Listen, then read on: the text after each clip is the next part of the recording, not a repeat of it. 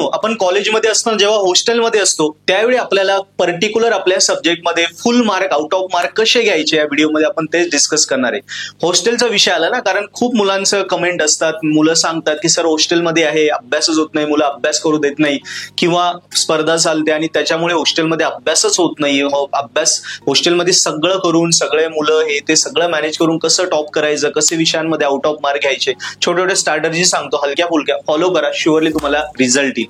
मित्रांनो, पहिलं तर मिनी क्लासरूम. आपली जे रूम आहे ना, रूमला एक मिनी क्लासरूम करून टाका. म्हणजे अस्ताव्यस्त पडलेले पुस्तकं, हे ते कपडे वगैरे असं काही नाही, सगळं टापटीप ठेवा. जागोजागी वह्या पुस्तकं ठेवा, वह्या वगैरे पुस्तकं वगैरे आपल्या टेबलवर असू द्या. त्याच्यानंतर एखादा छोटासा फळा असू द्या. याने काय होईल, ती एक क्लासरूम सारखी डिझाईन होईल. म्हणजे कधी गेले तिथे रूम मध्ये गेले की आपल्याला अभ्यासाचे वाटेल, अभ्यास करावा.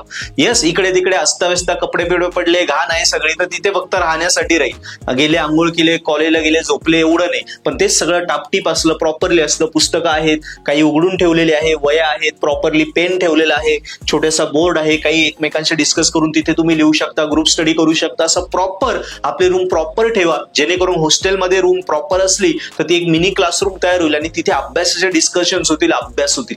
गोष्ट फॉलो करा, शुअरली रिझल्ट येईल. बडी सिस्टीम. आपला जो पार्टनर आहे त्याला थोडं मोटिवेट करा अभ्यासासाठी.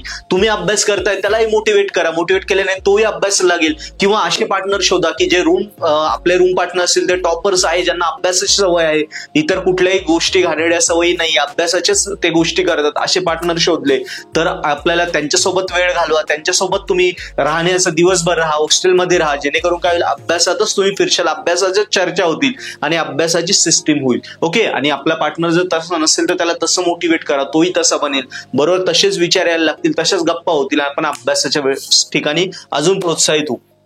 Avoid hostel group time traps. Okay, हा महत्वाचा पॉईंट आहे. काय होतं, हॉस्टेलमध्ये असे ग्रुप्स असतात, असे पोरं असतात ज्यांना स्वतः अभ्यास करायचा नसतो, इतरांनाही करू द्यायचा नसतो, इतर पुढे गेले त्यांच्या डोळ्यात येतं, सगळीकडे आहे.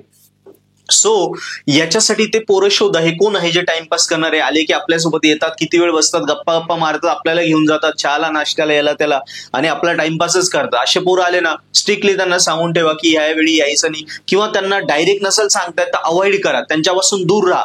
तो एक ट्रॅप आहे, जे त्या ट्रॅपमध्ये आपल्याला ते अनपेक्षितपणे आपल्याला त्यात अडकवतात, आपल्याला नंतर कळत नाही. त्यांचा हेतू तोच असतो की याला खाली खेचायचंय, आणि तुम्हाला माहिती मी बोलतो ते खरं आहे. सो असे पोरं ओळखा, त्यांच्यापासून दूर राहा, अभ्यासावाल्या पोरांसोबतच फिरा, तसे पोरं शोधा, तशा ग्रुपमध्ये राहा, तशाच पोरांसोबत इन्व्हायरमेंट ठेवा, जेणेकरून सगळीकडे अभ्यासाचं वातावरण असेल. क्लिअर, याने आपला अभ्यास होईल, ऑब्व्हियसली आपण टॉपर होऊ. Sleep cycle and sync with your study. आता याचा अर्थ काय, आता दोन प्रकारे झोपण्याच्या सिस्टीम असतात. काही मुलांना रात्री 10ला 9ला लवकर झोपण्यास सवय असतं, मग ते पहाटे उठतात, पहाटे अभ्यास करतात आणि दिवसा अभ्यास करतात. आणि काही मुलं आहेत ते रात्री लेट झोपतात, पार 2-3 वाजता. ओके. आणि ते कधी अभ्यास करतात, एक तर दिवसा किंवा मग लेट नाईट स्टडी करतात. सो जी आपली सायकल आहे ना, बरोबर, ज्याला लेट नाईट स्टडीची सवय, समजा 12 ते 3ची सवय, त्यांनी मग उगाच दिवसा किंवा पहाटे अभ्यासाचं बळजबरीपणा करू नका, त्यांनी तीच सवय कंटिन्यू ठेवा. आणि ज्याला समजा लवकर झोपण्यास सवय, पहाटे सगळे झोपल्यावर पहाटे उठून अभ्यासाची सवय, त्यांनी तीच सवय कंटिन्यू ठेवा. म्हणजे आपली जी सवय आहे तीच सवय आपल्याला अभ्यासाची मेंटेन ठेवायची, झोपेची मेंटेन ठेवायची, त्यायोगी आपली जेवणाची सवय, जेवण, झोप आणि अभ्यास याची आपली जी पर्टिक्युलर सवय, कुणाची रात्री 12 ते 3ची असेल, कुणाची पहाटे असेल 3 ते सकाळी 6 पर्यंत. सो ज्याची त्याची सवय ती मेंटेन करा. झोपण्याची पण सवय मेंटेन करा, म्हणजे 6 ते 7 तास, 7 ते 8 तास आपल्याला झोप घ्यायची, जेवण वेळेत प्रॉपरली करायचं त्या वेळीच, आणि अभ्यासाचा तोच पॅटर्न आहे आपला, मॉर्निंग, इव्हिनिंग किंवा नाईटचा, लेट नाईटचा, अर्ली मॉर्निंगचा, तोच आपल्याला फॉलो करायचा आहे, याच्यात चेंज जास्त करायचा नाही.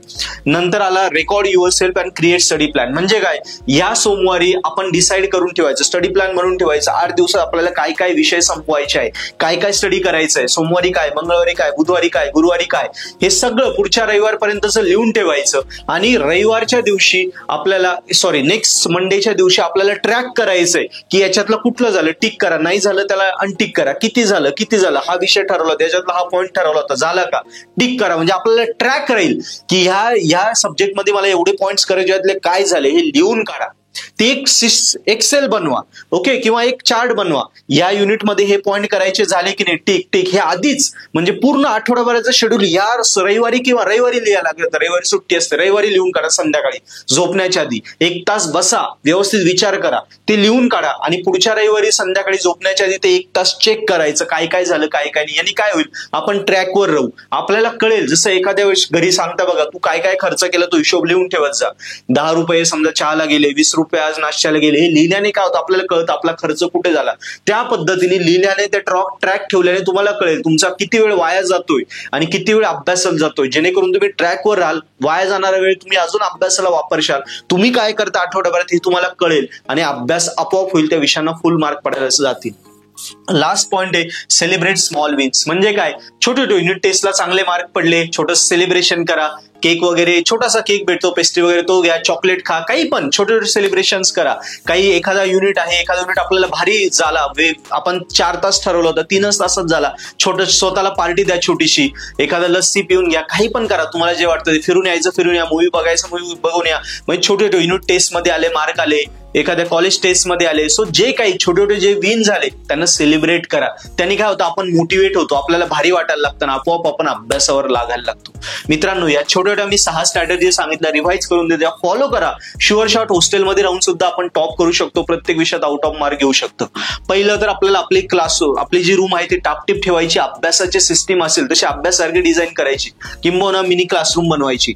मित्र चांगले बनवा, आपल्या रूम पार्टनर्सला अभ्यासाला प्रोत्साहित करा, ओके. आणि अभ्यासू मुलांसोबतच मैत्री ठेवा. जे असे ग्रुप असतात जे आपल्याला मागे खेचण्यासाठी असतात त्यांच्यापासून दूर राहा, ओके. झोपण्याचा, जेवणाचा आणि अभ्यासाचा टाइम जो असेल, लेट नाईट असेल, अर्ली मॉर्निंग असेल, डेचा असेल, तो फिक्स ठेवा, त्यात जास्त चेंज नका करू, ओके.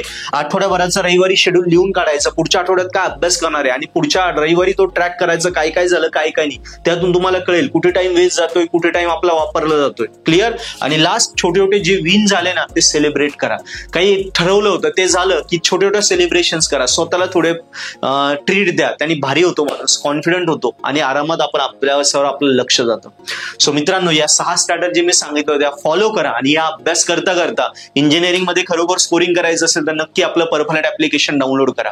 मित्रांनो, डिस्क्रिप्शन मध्ये मी लिंक दिली आहे, त्या लिंकवर जा. ऍप्लिकेशन मध्ये तुमच्या इंजिनिअरिंगच्या सगळ्या ब्रांचेस, सगळ्या विषयांचे व्हिडिओ लेक्चर कोर्सेस आहे, ते कोर्सेसचे डेमो लेक्चर बघा. आवडले तर कोर्सेस सबस्क्राईब करा, कारण इंजिनिअरिंगचा अभ्यास आहे तो खूप टफ आहे आणि तो जर सोपा करायचा असेल तर पर्पलॅट आहेच. पर्पलॅटचे लेक्चर बघा, solve paper, notes, IMP question, सगळं काय आम्ही दिलंय, मराठीत शिकवलंय. सो आमच्यासोबत अभ्यास करशाल तर ते विषय जे आपल्याला फुल मार्क घ्यायचे स्वतः करताय आणि पर्पलॅट सोबत आलं तर तो विषय डायरेक्ट तुम्ही कॉलेजमध्ये पहिले येशाल, किंबहुना युनिव्हर्सिटीमध्ये सुद्धा टॉप करशाल, आउट ऑफ मार्क येशाल, एवढा तुमचा सोपा होऊन जाईल. यस, सो पर्पलॅट सोबत अभ्यास करा, या स्ट्रॅटेजी फॉलो करा.